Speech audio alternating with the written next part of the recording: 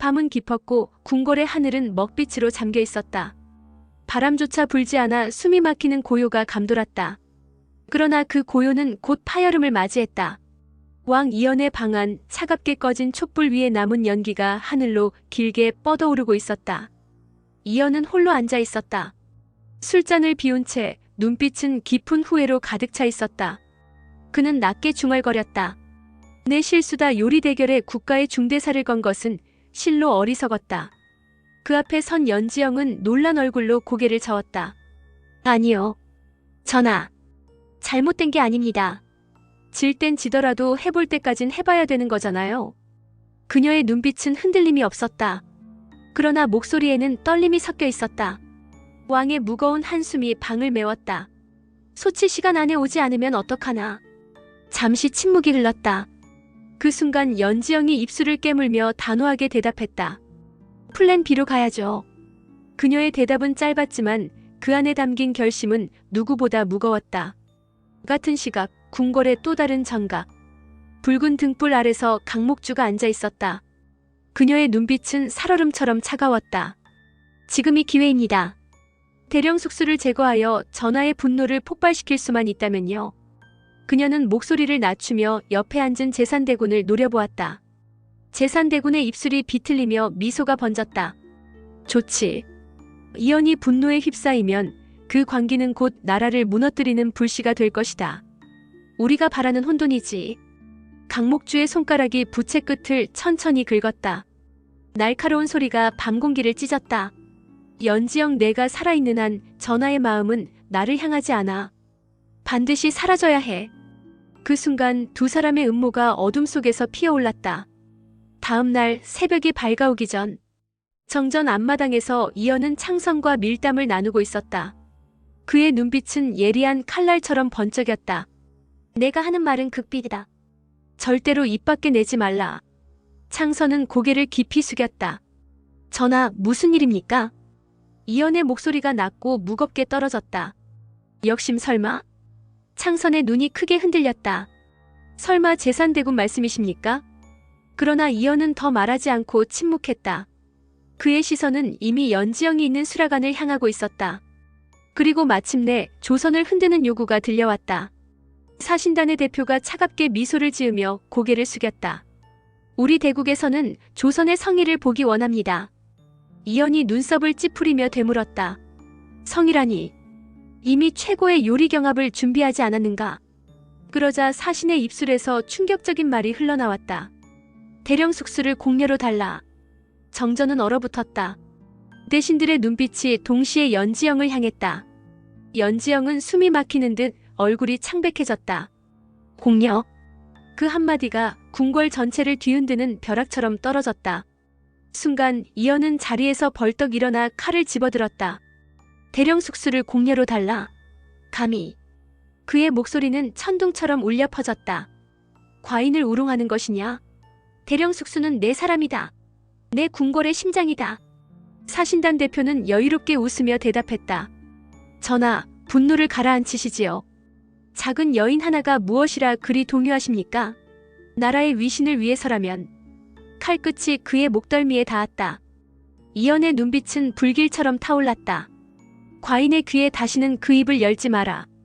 그렇지 않으면 이 자리에서 목이 날아갈 것이다. 정전의 공기가 무겁게 얼어붙었다. 연지영은 그 순간 눈물이 맺혔다. 그녀는 떨리는 목소리로 이연을 불렀다. 전하. 그러나 그녀의 마음은 복잡했다. 정말 나 때문에 나라가 흔들리고 있는 걸까? 이연은 그녀를 돌아보며 낮게 속삭였다. 그대는 과인의 요리사일 뿐 아니라 과인의 심장이다. 누구도 아무도 뺏어갈 수 없다. 그의 눈빛은 흔들림 없는 결심으로 번쩍였다. 밤은 다시 찾아왔으나 궁궐은 이미 낮보다 더 뜨겁게 끓어오르고 있었다. 낮에 사신단이 뱉어낸 충격적인 요구, 대령 숙수를 공녀로 달라는 조선의 심장을 흔들었다. 왕 이연의 분노는 아직 식지 않았다. 그는 칼을 손에 쥔 채 연지영의 처소를 서성거리고 있었다. 지영아, 내가 이 나라를 위태롭게 만든 게 아니다. 이건 내 잘못이다. 그는 손등으로 이마에 땀을 훔쳤다. 그러나 그의 시선은 끝내 떨림을 감추지 못했다. 그 시각 연지영은 수락안에서 홀로 불을 지피고 있었다. 솥 안에서 피어오르는 김 사이로 그녀의 얼굴은 붉게 물들어 있었다. 질 땐 지더라도 해볼 때까진 해봐야 되는 거잖아요. 그녀는 작게 중얼거리며 손을 멈추지 않았다. 이건 단순한 요리가 아니야. 이건 나 자신과의 싸움이야. 그녀의 손길은 더없이 단단했고 불길은 그녀의 결심을 응원하듯 더 세차게 타올랐다. 그러나 그 순간 수락안의 뒷문이 삐걱 열리더니 검은 그림자가 미끄러지듯 들어왔다. 낯선 손이 그녀의 입을 틀어막았다. 읍! 연지영은 몸부림쳤지만 거대한 팔이 그녀를 꽉 감싸쥐었다. 그녀의 발길질이 솥뚜껑을 차며 요란한 소리를 냈다. 뒤늦게 뛰어온 석일금이 소리쳤다. 누구냐? 감히 수락안에. 그러나 이미 그림자는 연지영을 끌어안고 사라져 있었다. 뭐라? 연지영이 사라졌다 하였느냐? 정전에서 보고를 받은 이연의 눈빛이 일그러졌다. 창선이 무릎을 꿇고 눈물을 흘리며 외쳤다. 전하, 눈 깜짝할 사이에 대령 숙수가 사라졌습니다. 이는 분명 영모의 무리들이 꾸민 짓이옵니다. 이연의 손에 쥔 술잔이 바닥에 부딪혀 산산이 깨졌다. 감히 과인의 여인을 손에 대? 그의 목소리는 낮게 울리며 곧 폭발하는 천둥으로 번졌다. 이건 단순한 납치가 아니다. 과인을 모욕하는 역심이다. 그 시각 제산대군의 처소. 강목주는 가늘게 웃으며 술잔을 기울이고 있었다. 이제 됐습니다. 전하의 분노는 극에 달했을 겁니다. 그 분노가 왕을 삼키는 순간 우리에게 기회가 오는 것이죠. 제산대군은 눈을 가늘게 뜨며 물었다. 확실하냐? 이연은 단순히 분노하는 자가 아니다. 그는 때로 그 분노를 칼처럼 쓰는 놈이다. 강목주는 비녀를 만지작거리며 속삭였다. 그렇기에 더 재밌지 않습니까? 그 칼이 언젠가 자신을 향하게 될 테니까. 새벽녘 궁궐 앞들. 왕은 갑옷을 걸친 채 직접 병사들을 집결시켰다. 4명을 들어라. 오늘부터 이 궁궐의 문은 닫힌다. 단 하나의 쥐새끼도 빠져나가지 못할 것이다. 병사들이 일제히 무릎을 꿇었다. 명 받들겠나이다. 이연은 칼을 하늘로 치켜들며 포효했다. 연지영을 찾을 때까지 조선의 숨은 멈출 것이다. 감히 대령 숙수를 공녀로 달라니 그 입을 찢어주마. 그의 눈은 이미 붉게 충혈되어 있었다. 그 모습에 대신들은 속으로 중얼거렸다.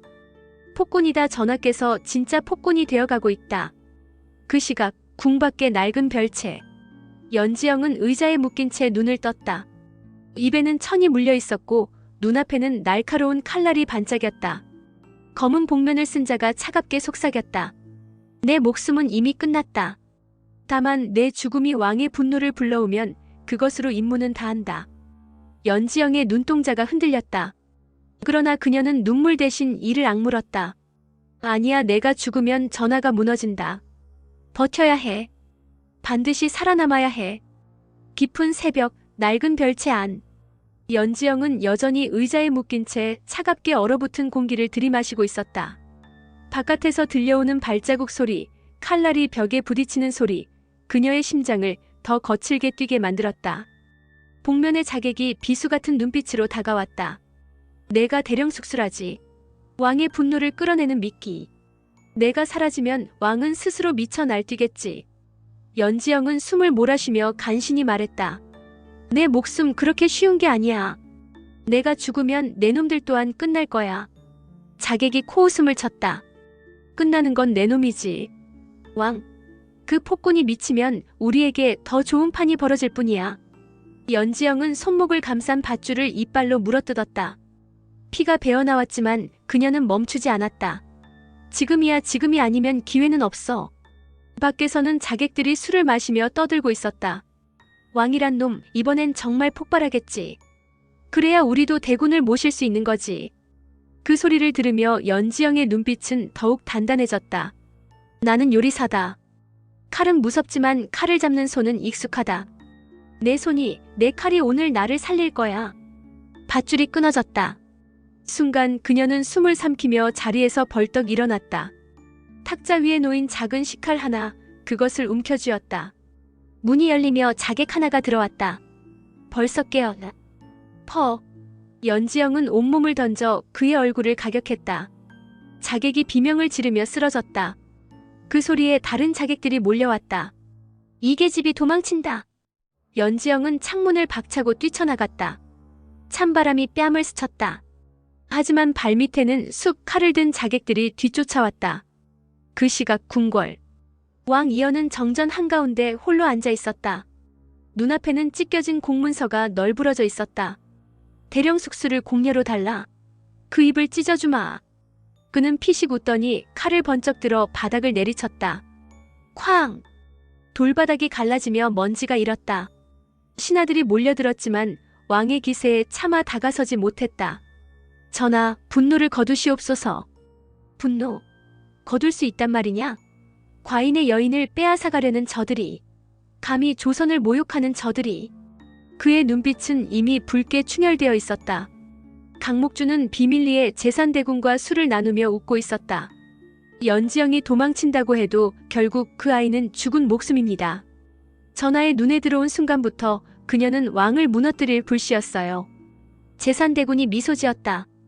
그 불씨가 폭군의 심장을 태운다면 조선은 우리의 것이 된다.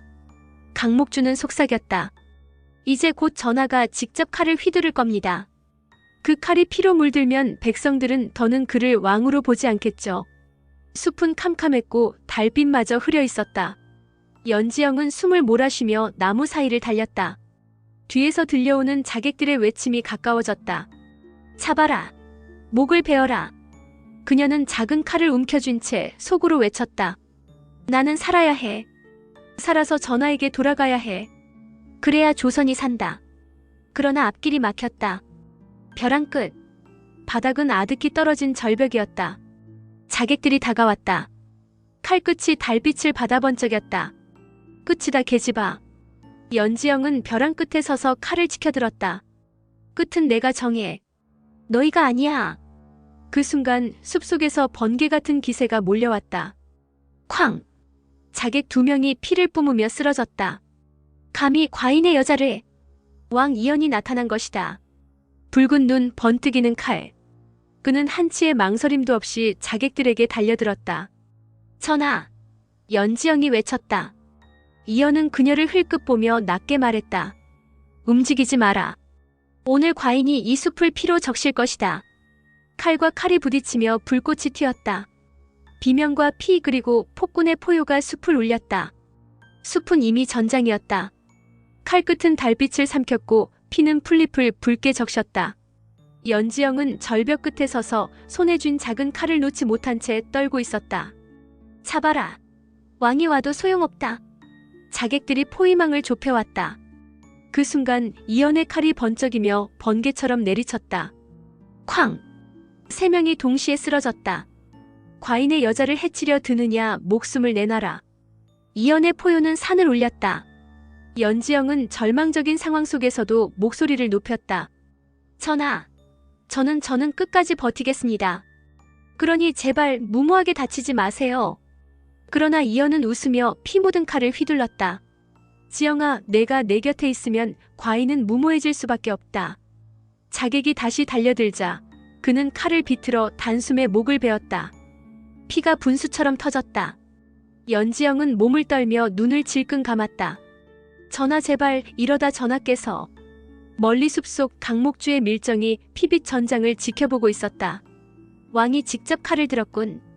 폭군의 본성이 드러났다. 그는 황급히 글을 적어보냈다. 왕이 직접 피를 묻히다. 폭군의 낙인, 이제 백성들에게 심을 때다. 강목주는 보고를 받자 싸늘히 웃었다. 좋아, 전하의 피가 아니라 전하의 분노가 조선을 무너뜨리게 하자. 궁궐 재산대군은 밀실에서 거울을 보며 피식 웃었다. 왕이 피에 물들면 백성은 나를 찾겠지. 바보 행세를 해왔던 이 몸이 드디어 왕좌를 차지하는 날이 오는군. 그의 눈빛은 짐승처럼 번뜩였다. 숲의 싸움은 끝이 보이지 않았다. 연지영은 작은 칼로 가까스로 적 1명을 찔렀지만 곧 다른 자객이 그녀의 손목을 잡았다. 잡았다. 연지영이 비명을 지른 순간 이연이 몸을 날려 그녀와 자객 사이에 끼어들었다. 칼끝이 그의 옆구리를 스쳤다. 핏물이 쏟아졌다. 전하! 연지영의 눈이 절망으로 젖었다.